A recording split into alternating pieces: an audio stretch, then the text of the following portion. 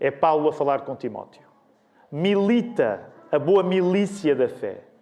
Toma posse da vida eterna, para a qual também foste chamado, tendo já feito boa confissão diante de muitas testemunhas. E agora vamos avançar para a segunda carta de Paulo a Timóteo, no capítulo 1, verso 7 e verso 8. Porque Deus não nos deu o espírito de temor, mas de fortaleza e de amor e de moderação. Portanto, não te envergonhes do testemunho do nosso Senhor, nem de mim, que sou prisioneiro seu. Antes, participa das aflições do Evangelho, segundo o poder de Deus. E agora, ainda, carta de Paulo a Tito, capítulo 2, verso 15. Fala disto e exorta e repreende com toda a autoridade. Ninguém te despreze. Quero convidar-vos a voltarmos, vamos voltar à palavra. A mensagem que eu vos quero pregar nesta manhã tem um título que pode parecer estranho, mas já não é estranho os títulos estranhos, não é? Quem está nesta igreja já se habituou. E a mensagem que eu vos quero pregar nesta manhã chama-se Desistir é um pai de braços abertos. Desistir é um pai de braços abertos. Acompanhem-me, está bem? Pode parecer bizarro. Nós estamos, há quase um ano, a fazer uma leitura panorâmica da Bíblia. Começámos em Gênesis, se Deus permitir, daqui a um mês e pouco vamos terminar no Apocalipse, salientando o papel da escuta nas Escrituras. É por isso que continuamos protestantes evangélicos em 2024. Porque nós somos aqueles que enfatizam que a fé vem pelo ouvir, pela palavra. Por isso é que o centro da adoração está sempre relacionado com a palavra. Na nossa igreja e em qualquer boa igreja evangélica. Hoje estamos a chegar a 3 cartas, já lá vamos. Mas nestas 3 cartas, uma das coisas que tu vais encontrar é que manter a fé, e o pastor Filipe pregou acerca disto na semana passada, acerca da firmeza da nossa fé. Manter a fé é duro, é difícil. Quando tu estás a ler estas páginas da Bíblia, tu apercebes que é duro ser cristão. E por isso devemos admitir, mais fácil do que manter a fé é desistir. Desistir é muito mais fácil. Logo, o meu papel nesta manhã, e eu sei que pode parecer estranho, mas hoje vai ser perguntar-vos, porquê é que não desistimos? É mais fácil desistir. Desistir de ser cristão é mais fácil do que ser cristão. Logo, eu gostava que, à medida que vamos avançando pelas palavras que Paulo disse a Timóteo e a Tito, tu pensasses, sinceramente, porquê é que eu não desisto? Mais fácil. Eu sei que isto pode parecer um péssimo início da mensagem. E vamos precisar do Espírito Santo para que alguma coisa cristã saia de uma mensagem que eu vos estou a perguntar. Porquê é que não desistes? E é isso que vamos fazer. Vamos orar a Deus. Deus, endireita isto. Porque o plano, à partida, não será nós sairmos do salão a desistir de ser cristãos. Por isso vamos orar. Querido Deus, obrigado por esta casa de oração. Obrigado por este tempo bonito, pelo verão. Senhor, obrigado pela oportunidade de descanso e de férias. Tu conheces o coração de cada pessoa que aqui está. Ó Senhor, às vezes basta estarmos um domingo fora desta casa de oração que bate aquela saudade logo. Obrigado porque posso, eu e a minha família, estar de volta à Igreja da Lapa, onde encontro os meus irmãos. Ó Senhor, obrigado porque os meus irmãos não estão apenas aqui na Lapa, estão espalhados pelo mundo todo, pelo país todo, pelos lugares onde nós passamos férias. Por isso também, Senhor, que aproveitemos esta época de férias para conhecer os irmãos dos lugares para onde vamos. Ó Senhor, o nosso plano é adorar-te, já começámos a fazer, guiados pela Tua Palavra, porque fora da Tua Palavra nada pode acontecer de acordo contigo. Ó Senhor, ajuda-me a pregar esta mensagem com fidelidade, ajuda-me a ser sincero, rigoroso, corajoso e cuidadoso também. Senhor, ajuda cada pessoa aqui a ouvir esta mensagem. Eu terei de ser o primeiro a fazê-lo. Que o que saia como resultado do tempo que vamos passar a estudar o Teu texto, Senhor, seja mais fé em Jesus. Seja mais dependência do Espírito Santo. Seja mais comunhão uns com os outros, enquanto membros de igreja. É isso que nós oramos, e oramos no nome do nosso Salvador, no nome de Jesus. Amém. Vamos lá voltar ao texto, meus irmãos. Hoje estamos em 3 livros da Bíblia de uma vez só. Então temos duas cartas que Paulo escreveu a Timóteo, a primeira e a segunda, e temos a carta que Paulo escreveu a Tito. Já vamos voltar aos versos que nós lemos, mas eu queria dizer que estas 3 cartas geralmente podem ser agrupadas e receber um título. O que título é que pode ser dado a estas 3 cartas? A carta que Paulo escreveu a Timóteo, a segunda carta que Paulo escreveu a Timóteo e a carta que escreveu a Tito. Podem ser muitas vezes chamadas as cartas pastorais. Porquê? Porque, de facto, Timóteo era um jovem pastor e Tito era um jovem pastor. Por isso, as 2 cartas que Paulo escreveu a Timóteo e a que escreveu a Tito são chamadas cartas pastorais. E quando tu lês estes textos, são de facto escritos a jovens pastores que estavam a aprender com o apóstolo Paulo. Curiosamente, a última carta que Paulo escreve a Timóteo é considerada as últimas coisas que o apóstolo Paulo escreveu, o último escrito do apóstolo Paulo. E, curiosamente, é uma carta que Paulo escreve também de onde? Como vimos há 2 semanas, também escreve da prisão. Então, aqui há 2 semanas, quando eu vos preguei acerca das cartas da prisão, tive logo uns sabichões que vieram ter comigo. Mas há mais cartas da prisão. Claro que há mais cartas da prisão, meus irmãos. Mas são agrupadas noutros lugares. Por exemplo, aqui, nas cartas chamadas pastorais, a segunda carta de Paulo é escrita da prisão. E ainda há uma especial que estamos a guardar à parte, até porque era um pedido antigo da nossa irmã Irene, e que eu ouvi e tomei nota, que é a carta que Paulo escreve a Filémon. Irmã Irene vai chegar em breve. E que também Paulo estava preso. Portanto, para os sabichões, que faltam. Sim, as cartas da prisão todas. Qual foi a primeira? O Manel, coitado, já está a dizer, não fui eu, não foi o Manel. Pobre Manel, não merece. Então, a primeira carta, não é, que nós vimos, quais foram há 2 semanas, só para ver se vocês estavam atentos. Ok, qual foi a primeira carta que vimos das cartas da prisão há 2 semanas? Foi a primeira. Efésios, depois Filipenses, depois Colossenses. E tratámos só essas 3, porque geralmente, quando se agrupa, quando se organiza o Novo Testamento, isto são as cartas da prisão. Mas, de facto, há mais 2, pelo menos. Portanto, esta segunda carta de Paulo a Timóteo e a carta a Filémon. Curiosamente, isto é para aqueles que têm boa memória, há 1 ano nós estávamos a estudar a primeira e a segunda carta que Paulo escreveu a Timóteo. Recordam-se disso? Ok, os pastores não podem dizer, nem os diáconos, qual era o tema da série de mensagens que estávamos a estudar há 1 ano. Isto é só para demonstrar, de facto, a igreja que nós, na verdade, somos. Qual era o tema da série de mensagens há 1 ano? Há 1 ano, eu não estou a perguntar há 5, nem há 10, nem há 20. Há 1 ano. Qual era o nome da série de mensagens em que estávamos a tratar a primeira carta de Paulo a Timóteo e a segunda carta de Paulo a Timóteo?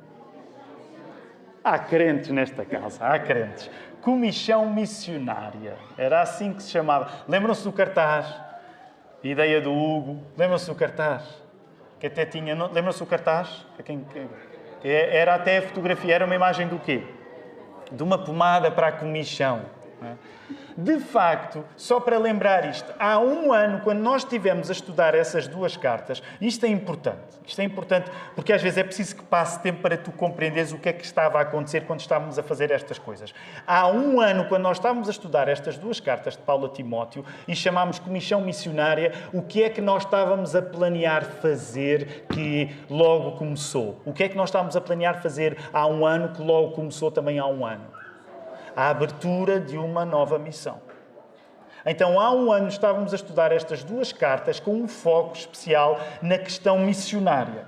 Ora, parte do princípio que, por causa disso, possamos estar mais ou menos alguns lembrados de alguns dos assuntos da carta de Paulo a Timóteo, as duas, mas hoje vamos acrescentar a de Tito para nos focarmos na escolha de um assunto em particular. E agora eu gostava que tu voltasses a folhear a tua Bíblia, está bem? Porque nós lemos 3 versos, um verso de cada uma destas cartas. Eu gostava de dar-te aquele momento que é típico aqui na Lapa, de tu folheares a Bíblia, leres nem que seja os subtítulos, ok? Porque este momento de folhearmos a Bíblia em culto é importante para nos contextualizarmos um pouco. E às vezes há tanta coisa que nós não compreendemos simplesmente porque não folheamos a Bíblia. Portanto, eu vou-te dar uns segundos para tu folheares estas 3 cartas.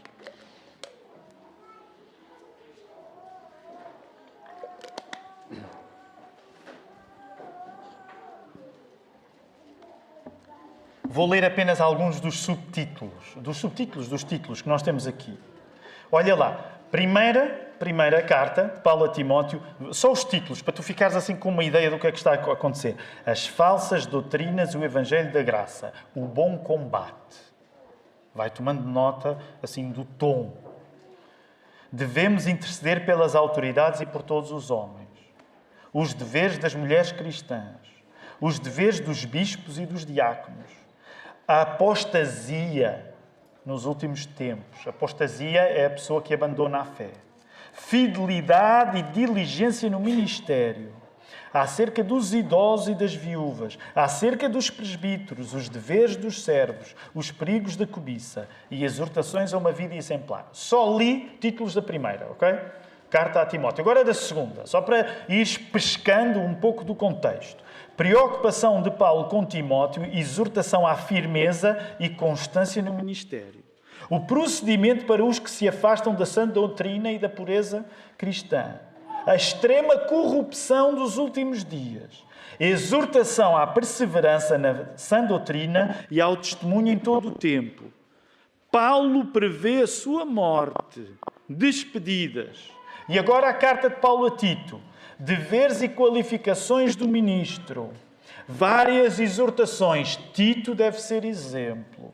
A graça da salvação há de manifestar-se a todos. E, finalmente, recomendações pessoais e despedidas. Vou perguntar à congregação, se tu tiveres de escolher alguns adjetivos, só com base nos títulos, se tu tiveres de escolher alguns adjetivos para o tom destas cartas, que adjetivos é que tu usarias? Força! Que adjetivos é que usarias para o tom destas cartas? Como? Exortação. Mais. Orientação. Mais. Exemplo. Firmeza. Deixem-me perguntar. Eu sei, é uma pergunta assim muito simples. São cartas que te pareceram ser leves? Esta é boa para ler antes de ir para a cama. Uma leitura leve, não é? Para não irmos com o estômago demasiado pesado. Parece assim uma leitura assim leve. Não parece uma leitura leve. Há nas cartas que Paulo escreveu a Timóteo e a Tito um tom constante de fortalecimento da fé, como notaram, destes jovens pastores. É verdade que Paulo está a escrever a 2 jovens pastores, mas nós não achamos que é preciso ser um jovem pastor para precisar de viver a realidade que ele está a descrever. Certo? Concordam? A maior parte das pessoas que estão aqui não é pastor. Mas não vai dizer, como eu não sou pastor, isto não se aplica hoje a mim. Certo? É verdade, eu sou pastor, posso reconhecer que tenho uma obrigação especial em relação a estas cartas de ser uma pessoa de acordo com o que aqui está, mas mesmo tu que não és pastor, tens uma obrigação de viver de acordo com estes mesmos princípios. Estou certo ou estou errado? Alguns de vocês pensaram no senhor que perguntava isto aqui há uns anos numa novela brasileira, não, ok? O momento de senhorzinho malta, e vocês viam, eu também via. Não é isso, mas pergunta, estou certo ao dizer o que disse ou não estou certo? Estou certo? Tu que não és pastor, deves viver de acordo com o espírito destas cartas também, ou é só para mim, para o Filipe e para o Newton e para o João que estão a preparar a ser pastores? É para ti ou não é? Pergunta simples. É para ti ou não é? Então, uma das coisas que eu te quero dizer é que há aqui um tom sério. E os verbos, as palavras que nós ouvimos nos versos, volta lá, 6:12, o primeiro verso que nós lemos. Olha aí, eu até leio na Almeida Revista e Corrigida que diz milita. Mas notas, tu vais encontrar a tradução provavelmente mais conhecida, que nem é milita a boa milícia. O que é que diz? Luta. Luta o bom combate. Logo a seguir, na segunda carta de Paulo a Timóteo, verso 7 e 8 do capítulo 1. Vai agora à segunda carta de Paulo a Timóteo, capítulo 1, verso 7 e 8. Olha os termos que são usados. Timóteo tem de recusar um espírito de temor. Não deve ter vergonha nem de Jesus, nem de Paulo, porque Paulo estava, lembram-se há 2 semanas o que partilhei convosco, onde é que Paulo estava nesta altura? Ele estava na prisão. Uma vez mais, lembras-te daquilo que te falei, é fácil ter vergonha de alguém que está preso. E o que Timóteo está a dizer, Timóteo, não tenhas vergonha de mim por estar preso. Timóteo, não tem vergonhas nem de Jesus, nem tem vergonhas de mim. E depois diz uma coisa interessante. Há um ano preguei um sermão só acerca dos ais, das queixas do apóstolo Paulo, que é participa nas aflições. Participa nas aflições. E por fim, no verso que nós lemos em Tito, verso 15 do capítulo 2, há uma exortação. Foi uma palavra que também foi notada. E há a ideia de repreende com a autoridade. Tito, repreende com a autoridade. Logo, o ponto onde eu quero chegar aqui para resumir muito brevemente o espírito destas 3 cartas pastorais é que quando escreve a pastores jovens, o apóstolo Paulo, permite-me usar esta expressão, não está com meiguices. A missão de cuidar da igreja é dura. Contas essa frase aí. O apóstolo Paulo não está com meiguices. Deixa-me usar outro termo que eu gosto de usar. Não está com ronhas. O apóstolo Paulo está a ser muito sincero para jovens pastores a dizer, olha, pessoal, isto não é fácil. Isto é duro. Participa nas aflições. Não é evita. Participa. Não tem vergonhas de mim por ser um pobre coitado que está na prisão. Isto não é fácil. A segunda carta de Paulo a Timóteo, que, como já partilhei, é considerado o último escrito do apóstolo Paulo, é especialmente sombria. Já vimos isso o ano passado, quando a estudámos. Porquê? Porque Paulo sentia que o seu tempo de vida estava a chegar ao fim. E que abandonos não foram poucos. E agora quero conduzir-te aos abandonos. Eu sei que podes dizer, já estudei isso o ano passado. Volta a estudar este ano, precisas de voltar lá. Volta lá, capítulo 4. Segunda carta de Paulo a Timóteo, capítulo 4. Olha aí os abandonos do apóstolo Paulo. Ele vai dizer, 4 no verso 6. Quanto a mim, já estou sendo derramado como oferta de libação e o tempo da minha partida está próximo. O apóstolo Paulo tem a noção de que o tempo de partida dele, o tempo dele morrer, está próximo. E agora, no verso 10, ele vai desfiar um pouco o seu rosário. Permitam-me dizer assim, uma igreja protestante a dizer uma coisa destas, não é? Mas vai desfiar um pouco do seu rosário. Olha lá, verso 10. Pois Demas, por amar este mundo, abandonou-me. Ele partiu para Tessalónica. Mas não é o único. Volta aí, verso 14. Alexandre, que trabalha com bronze, prejudicou-me bastante. O Senhor lhe retribuirá segundo as suas ações. Tenhas muito cuidado com ele, pois resistiu muito às nossas palavras. E olha agora o verso 16. Já o ano passado disse alguma coisa semelhante com isto. Na minha primeira defesa ninguém me ajudou. Pelo contrário, todos me desampararam. Que isto não lhes seja cobrado. Provavelmente no ano passado eu disse uma coisa parecida com o que quero dizer agora. Isto é a Bíblia, meus queridos irmãos. Isto é o apóstolo Paulo. Isto é o final da vida dele. Ele não está a enganar ninguém acerca dos custos de ser cristão. Ele está até a terminar de uma maneira quase... Ele não está a ser fatalista. Não te lembras o que ele tinha dito na carta aos Filipenses? Paulo sabia viver no pouco e sabia viver no muito. Mas ele está a dizer coisas aqui que impõem respeito. A maior parte das pessoas abandonou-me, é isso que ele está a dizer. E quero, por isso, só rapidamente, para nos dirigirmos para o final deste sermão, pegar no exemplo de Demas em particular. Já no passado temos falado aqui ou ali ou em Demas, mas eu gostava que tu concentrasses. Portanto, volta lá ao verso 10. Demas, por amar este mundo, abandonou-me. Em primeiro lugar, nós temos de dizer uma coisa óbvia, mas que é necessária. Demas começou bem. Como é que tu sabes que Demas começou bem? Porque ele é citado positivamente numa das cartas que vimos há 2 semanas, em Colossenses, não precisas de ir lá, mas se fores a Colossenses 4:14, Demas aparece citado. Se fores a Filemão, que no futuro, agora daqui a uns domingos, vamos até Filemão, vais ver que Demas é também citado, e quando ele é citado nestas 2 cartas, ele está a ser elogiado por ser citado. Imagina tu teres a honra de viver naquele tempo e de seres companheiro do apóstolo Paulo e o teu nome aparecer na Bíblia. Ele teve essa honra. E quando Paulo estava, guiado pelo Espírito Santo, nestas 2 ocasiões anteriores, a falar de Demas, estava a elogiá-lo. Acontece que é muito mais fácil começar bem do que terminar bem. Demas começou bem.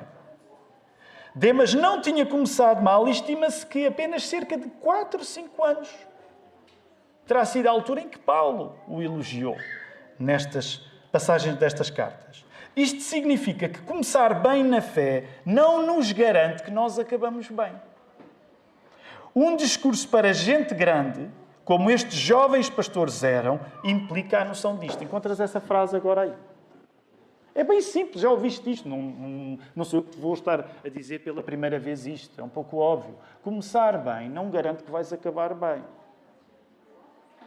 E como o apóstolo Paulo está a falar para gente grande, eles eram jovens pastores, mas eram gente grande, estavam a ouvir um discurso para gente grande, não estavam a ouvir ronhas nem meiguices. O apóstolo Paulo está a dizer isso. É importante que tu saibas, quando és gente grande, que é mais importante do que começar bem é terminar bem. Terminar bem é que é difícil.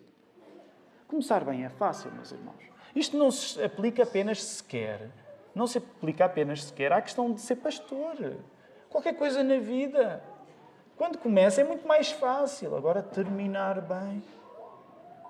Vou dar exemplos óbvios. Não pensei muito neles, talvez por isso não sejam grande coisa agora que estou a pensar neles. Mas, por exemplo, quando se começa um trabalho, eu não estou a dizer que quando nós começamos um trabalho estamos sempre com muita disposição para o fazer. Não é isso que eu estou a dizer. Mas, de um modo geral, se houver o ânimo mínimo em nós, começar um trabalho, há aquela ilusão, não é?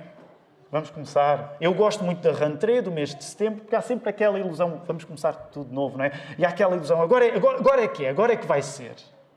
Mesma coisa, mal comparado, uma competição desportiva, um europeu. Nós começamos, não é? Vamos começar bem, não é? Começamos animados. Tem outra coisa, outro exemplo que não posso não citar, tendo em conta que sou casado. Casar, não é?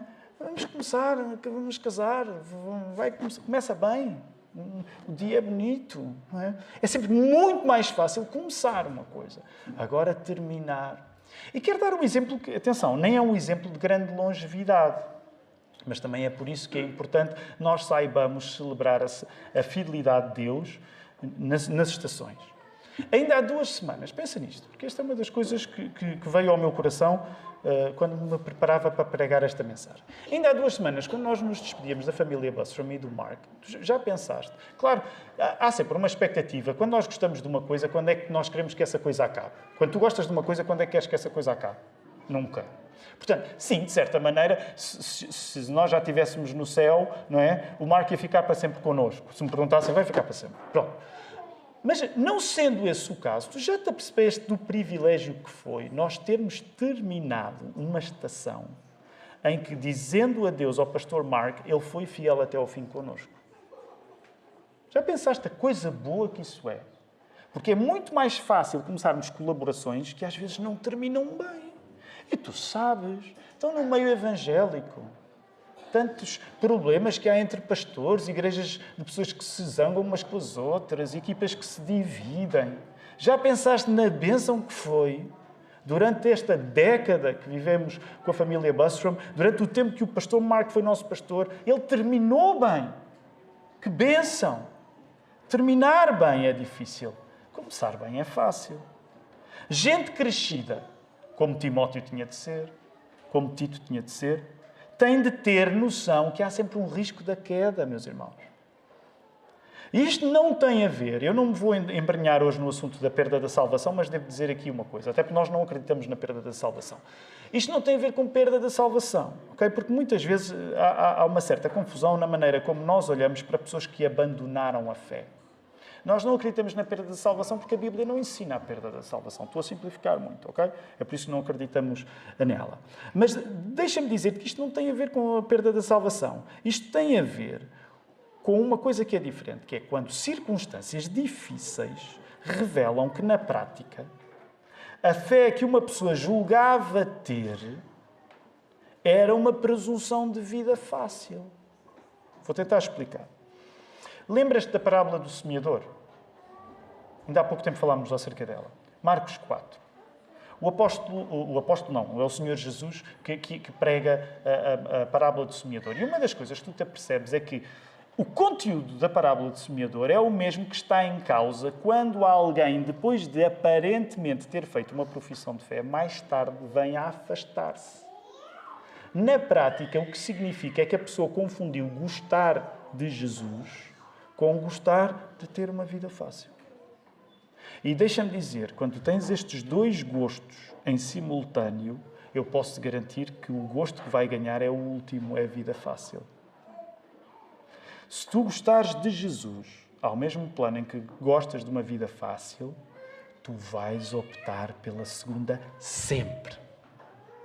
E vais chegar à conclusão, num gesto de impreparada espontaneidade, que na prática a profissão de fé que fizeste foi um engano até para ti mesmo.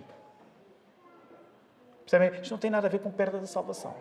Isto tem a ver com a confusão que nós fazemos entre gostar de Jesus e gostarmos de ter uma vida fácil. A pessoa que confunde seguir Cristo com vida fácil não é cristã. Ela está apenas enganada.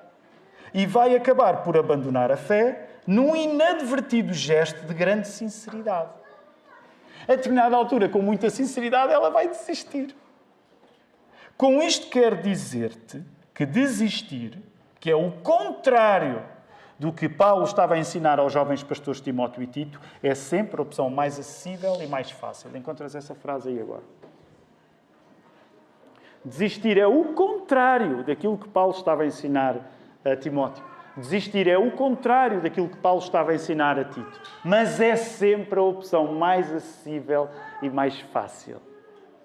No caso de Demas, é engraçado porque está descrito numa frase, algo não é enigmática, mas é interessante. Está justificado porque é que Paulo foi abandonado por Demas. Qual é a expressão que tu encontras aí na tua tradução? Eu já li no verso 10. Como é que tu entendes isto? Porquê é que Demas deixou Paulo? Como é que entendes isto? Segundo o que te está aí a dizer. Porquê é que Demas deixou Paulo? Deixou o Evangelho? Força, tens aí a palavra à frente. Porquê é que Demas deixou Paulo? O que é que isso quer dizer, amando o presente século? A palavra grega interessante é eon. No sentido, amou mais este tempo, este século. Eu vou pedir à equipa de projeção que meta a primeira estrofe do hino dos passarinhos. O que nós cantamos. Maria, consegues? Primeira estrofe do hino do... Qual é o saudade? Qual é o Batista, que é Batista, até deveria saber o número do cantor cristão. Sabe? 484, é isso. Mas vamos à primeira estrofe, porque nós tivemos naquele hino muito bonito que nós tivemos a entoar, nós temos lá essa lição, porque é a primeira estrofe. Este hino, curiosamente, nós até cantamos com uma certa alegria, mas sabem que este hino, para muitos batistas em Portugal, é um hino típico de quê? De funeral. Ok? É um hino típico de funeral. E tu encontras aqui. Aliás, está ali um erro, eu vou aproveitar e corrigir a projeção, porque há ali um erro que já vamos ver. Mas tu tens neste hino, isto não foi planeado, deixa-me dizer, isto não foi planeado. Tu tens neste hino a ilustração do risco de tu te apaixonares por este presente século. Da linda pátria estou muito longe, triste eu estou. Eu não quero começar agora a fazer exegese do cantor cristão, porque por muito santo que ele seja, não é a Bíblia, mas deixa-me dizer-te só uma coisa. Lembras-te quando há uns domingos eu falava acerca de o nosso tempo de cristãos aqui ser um tempo da ausência de Jesus também? É por isso que nós não somos católicos, porque quando nós nos juntamos aqui nós celebramos a presença de Jesus, mas celebramos também a sua ausência. É por isso que cantamos estas coisas. Eu tenho saudades de Jesus. Porque muito Por muito que Ele esteja aqui, quando nós nos juntamos em nome dEle, há uma ausência. E é por isso que nós temos até um discurso, o hino é bonito, passarinhos para aqui, passarinhos para acolá. Mas já percebeste o que é que o hino está a dizer? Eu quero é morrer. É o que o hino também está a dizer. Está a dizer de uma maneira que engana, naturalmente, porque senão as pessoas iam-se embora. Mas é isso que está a dizer. Da linda pátria estou muito longe, triste eu estou. Eu tenho de Jesus saudade, quando será que vou? É mesmo ir nesse... Quando é que será que eu vou? Quando é que será que eu parto para Jesus? Porque esse sentimento de saudade era uma das coisas que vimos há alguns domingos, que habitava o próprio coração do apóstolo Paulo. Eu não estou aqui a fazer nada, eu quero mesmo é partir. E agora, reparem, é interessante. Passarinhos, belas flores, querem me encantar. E tu tens uma ideia bastante antissocial neste hino. Nós não temos nada contra os passarinhos. Ainda por cima, Jesus disse-nos para nós olharmos para os passarinhos. O Manel, quando eu passei com ele, ele é mais bíblico do que nós todos, e ele sabe sempre olhar para os pássaros e dizer este é aquele. Ele às vezes tira-nos muitas alegrias, porque eu vejo um pássaro e digo, uau, um papagaio. Ele diz, não é papagaio nenhum, isso é uma... Como é que não é? É o periquito de... Periquito? Como? Periquito rabiju. Já viram bem o anticlímax eu jogar ver o papagaio? Isso é um periquito rabiju. Mas pronto, o ponto aqui está, a Bíblia não é contra nós termos alegria a olhar para os passarinhos. A Bíblia não é contra nós termos interesses pelas flores. Mas olha a maneira como o hino está a explicar aqui. Passarinhos, belas flores querem me encantar. E agora a correção é ali no vãos. Portanto, falta ali um S. Vãos terrestres esplendores, não quero aqui ficar. Deixa-me ilustrar isto de outra maneira. O autor quer morrer. Okay? Ele quer morrer. Mas a pessoa, não morra já. Olha aqui este passarinho. Manda o passarinho embora, não quero saber. Olha aqui esta flor tão bonita. Eu quero ir-me embora. Esses passarinhos e essas flores só me querem enganar, mas eu quero é partir. É isto que tu acabaste de cantar. Agora, porquê que eu estou a dar esta ilustração? Podem tirar, obrigado. Porquê que eu estou a dar esta ilustração? Porque tu tens de pensar, quando ouves as palavras do apóstolo Paulo, quais são as coisas neste tempo que te encantam. E não me entendas mal, passarinhos são bons, belas flores são bons. Mas eu até duvido que sejam os passarinhos e as belas flores as coisas que te encantam mais nesta vida. Honestamente. E eu não estou a dizer que as coisas desta vida são más em si, porque elas são criação de Deus. Mas o que eu quero dizer-te é que a coisa mais fácil é tu estares apaixonado pelo tempo que estás a viver. A coisa mais fácil é tu seres como Demas. Eu vim 2 semanas de férias no Algarve. Que coisa boa que o Algarve é. Há uma semana visitámos a Igreja Batista Tavira, trago cumprimentos para a nossa igreja. Mas é a melhor coisa ir ao Algarve, o sol, a bebida fresca, tudo isso. Não há nada de pecaminoso em descansar e passar férias. Mas o exemplo das férias é apenas um, muito imediato, de dizer tu vais viver uma vida em que estas coisas te vão encantar. E se estas coisas te encantarem mais, se tu quiseres ter a vida marcada, em primeiro lugar, pelo encanto das coisas boas, deixa-me dizer-te, tu não vais ser fiel a Jesus. Porque estas coisas vão te encantar mais.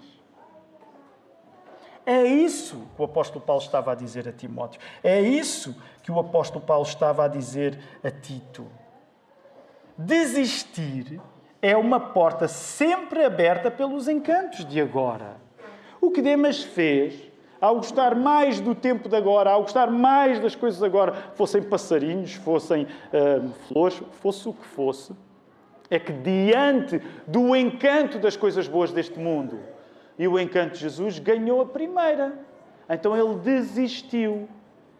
Desistir é a coisa mais fácil. Tu só precisas de gostar das coisinhas boas deste tempo.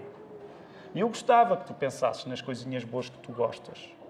Porque todos nós temos o coração frágil por algumas coisas boas do nosso tempo. Nós não somos estoicos.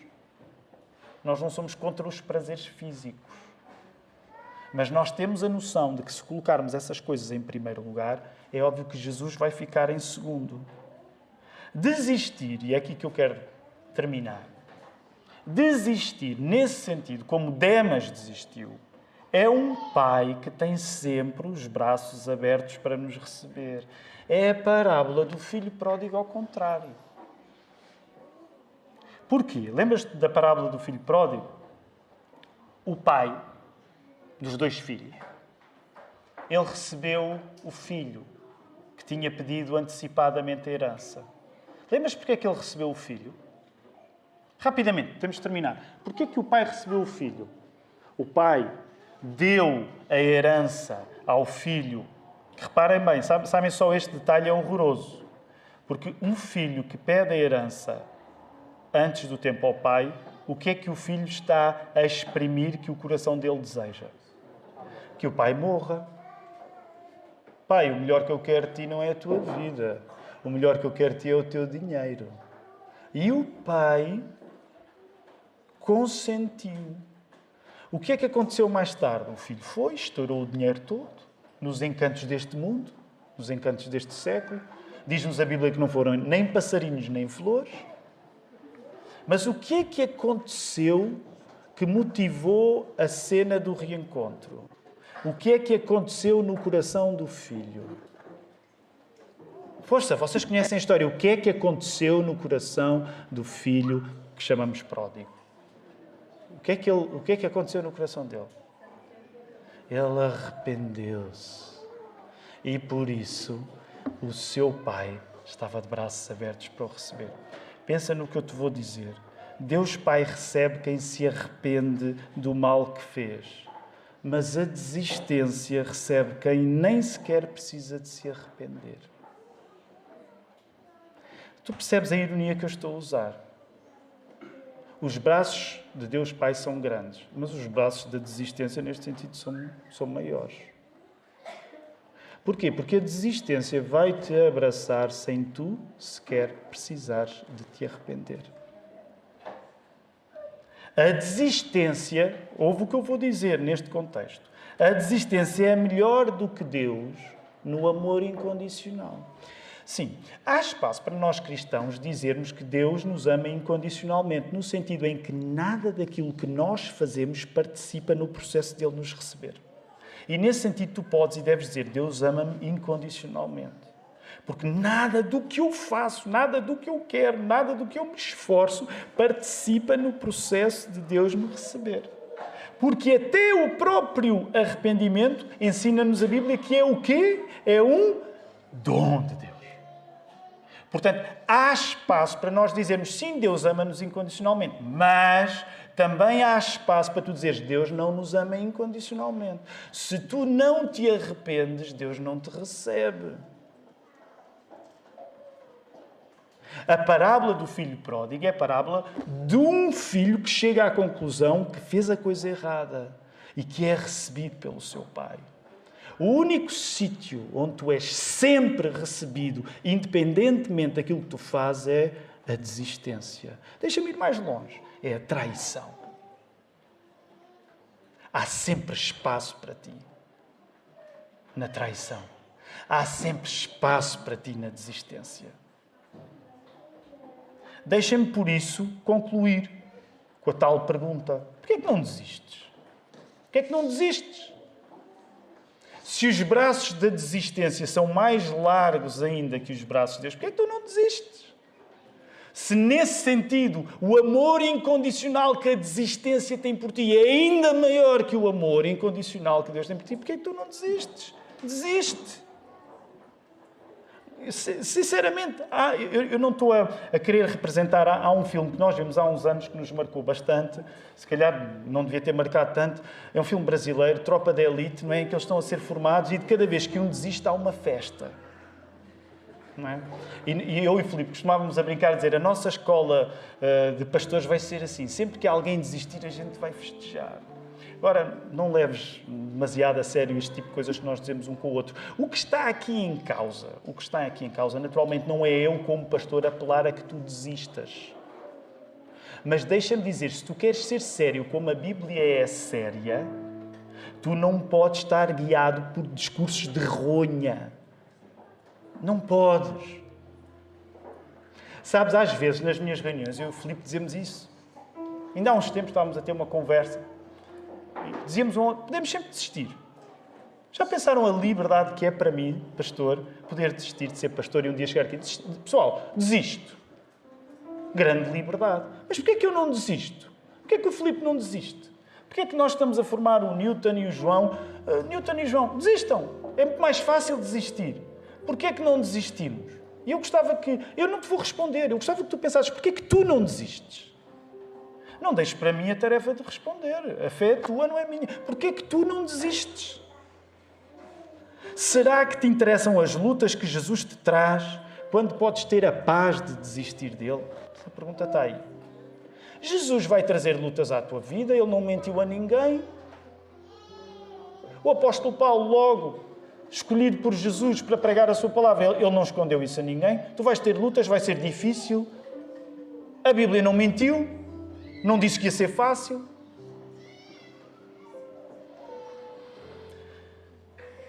Quem é que tu queres adorar nesta manhã? Um Deus que por te amar exige de ti? Ou a desistência que por te ser indiferente te recebe de qualquer maneira? Deixa-me dizer, quando tu és recebido de qualquer maneira é só sinal que há indiferença contigo. Quando uma pessoa é recebida de qualquer maneira é só sinal que é indiferente a nossa chegada. Vamos ser recebidos de qualquer maneira. A maneira como Deus Pai nos recebe não é uma maneira indiferente, porque para Ele nos receber, o seu Filho teve de morrer. Houve um custo para o amor de Deus por nós. E esse custo é a morte de Jesus. Nós não vamos viver uma vida a sacrificarmos-nos imitando a morte de Jesus.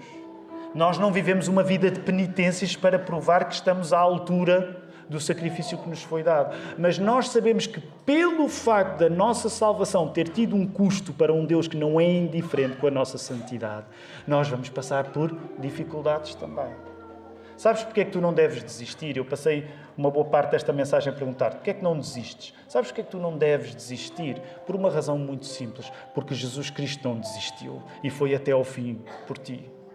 A tua obrigação, e eu sei que a palavra obrigação hoje não é mais charmosa, a tua obrigação, pelo poder que te é dado, pelo que foi feito na cruz, é tu não desistires também.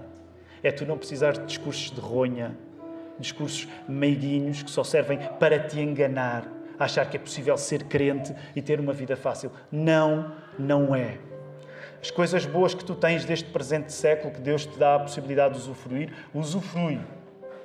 Mas não deixes que o teu coração se encante com um amor que nunca se pode comparar com o amor de Deus Pai por nós, que deu o seu Filho, para que nós pudéssemos ser chamados filhos dele por adoção. Vamos louvar este Deus Pai. Querido Deus, graças ao teu poder, há mulheres e homens que ao longo de séculos e milénios têm sido fiéis até ao fim, Senhor. Obrigado porque aquilo que nos permite ser fiéis não é a qualidade original que nós trazemos em nós, Senhor, porque nós temos uma qualidade imensa para estragar e para desistir.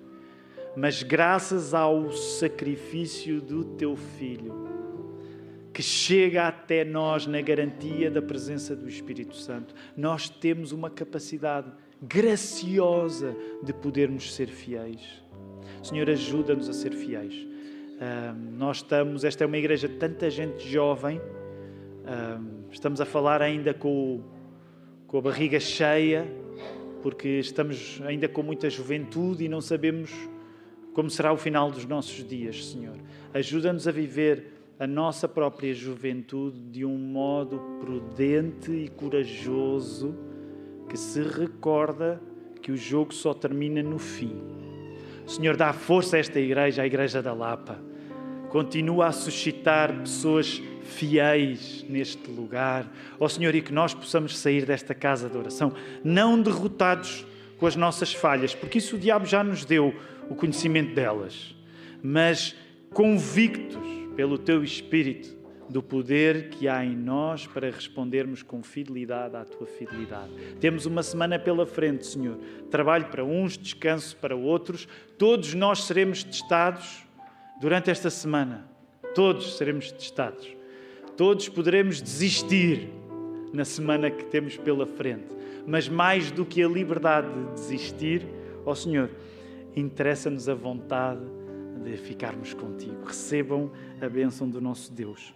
Que a graça do Senhor Jesus Cristo, o amor de Deus Pai e a comunhão do Espírito Santo sejam com todos, agora e para sempre. Amém.